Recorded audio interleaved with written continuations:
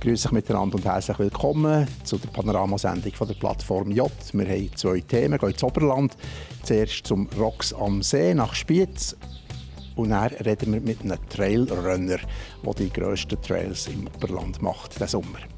Die Zeit vergeht, Rocks am See, schon die 11. Ausgabe in 2 Wochen, in Spiez. Und wir schauen jetzt ein bisschen hinter die Kulissen. Und zwar reden wir zuerst mit dem Initiant vom Rocks am See, mit dem Manuel Schaffer.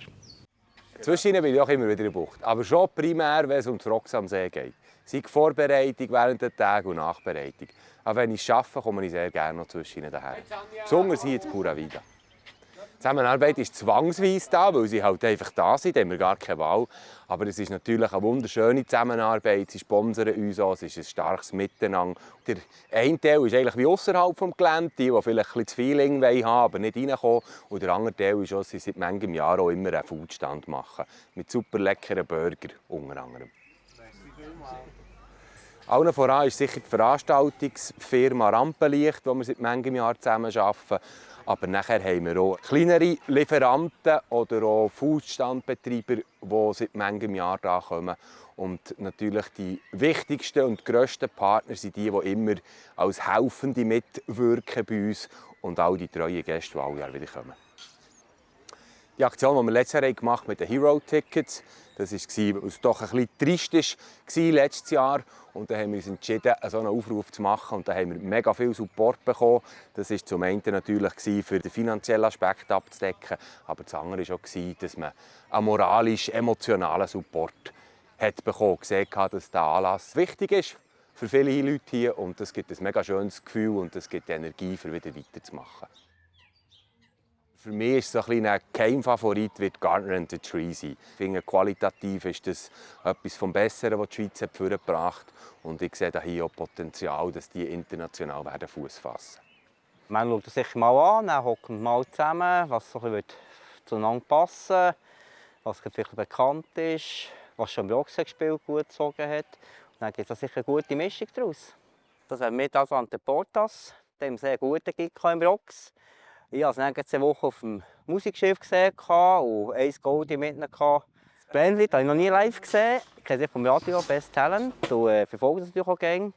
Und ich denke, für die Jungen das kommt recht gut an mit ihrem Mundart. Surft haben sich die Hamburger von Spiez und eine eigene Showband gegründet haben.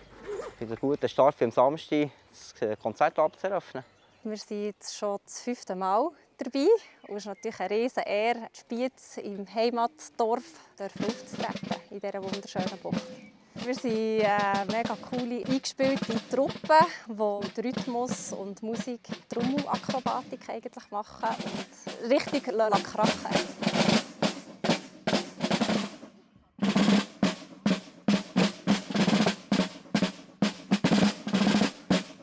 Wenn ich dann schon in der Bucht bin, dann schaue ich sicher Konzerte an. Es spielen immer ganz coole Bands. Und nein, da nehme ich dann ganz sicher hier ein Bier. Ich finde es mega cool, dass Lovebox kommt. Das ist ja schon eine langjährige Band, die jetzt wieder ein Revival hat. Und da freue ich mich echt drauf.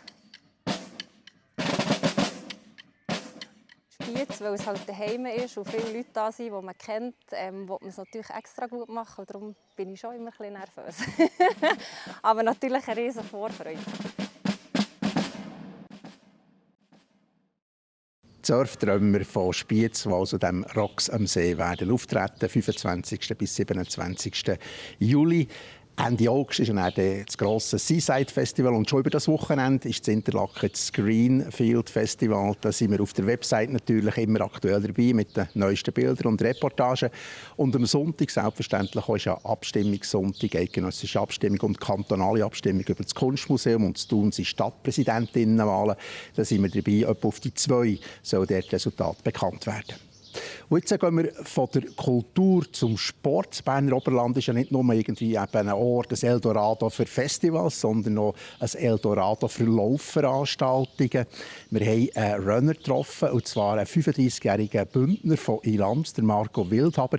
Er macht 3 Runs hier im Berner Oberland, der Eiger Run oder Trail, dann macht er der Inferno Halbmarathon und zum Dessert Anfang September noch der Jungfrau Marathon. Der Kollege Manuel Moser tut ihn porträtieren.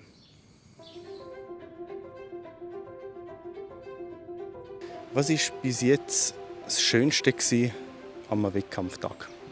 Ich würde sagen, sicher der Ziellauf. Das ist immer das, wo man bei den meisten Rennen so die letzten Kilometer vor sich her auch Freude, so man hat es geschafft und und auch irgendwo auch die Spannung kann wegnehmen. Ja. Und ja. Jetzt hast du das schönste Erlebnis gehabt. Was war dein schlimmste oder schwierigste Erlebnis am Wettkampf? Wenn man einen schlechten Tag hat und im schlimmsten Fall muss einfach, wenn der Körper nicht mitmacht, einfach muss aufgeben. Was macht der Marco, wenn er nicht am Sportler ist? Arbeiten.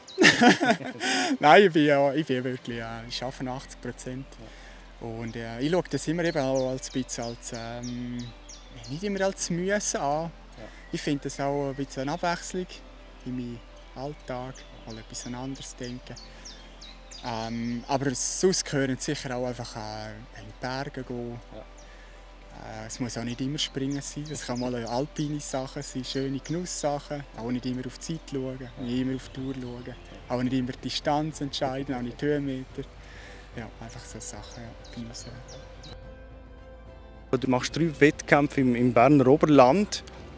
Wann kannst du sagen, das sind gelungene 3 Wettkämpfe? Sicher ohne Krise durchzukommen. Rangierung ist sicher auch immer schön, wenn es vorne ist. Aber eben bei Jungfrau und Inferno muss ich sicher einfach das Beste machen, probieren zu geniessen. Das ist sicher meine Favoritenläufe. Und beim Eiger schaue ich sicher mit dem einen Auge auf eine gute Rangierung.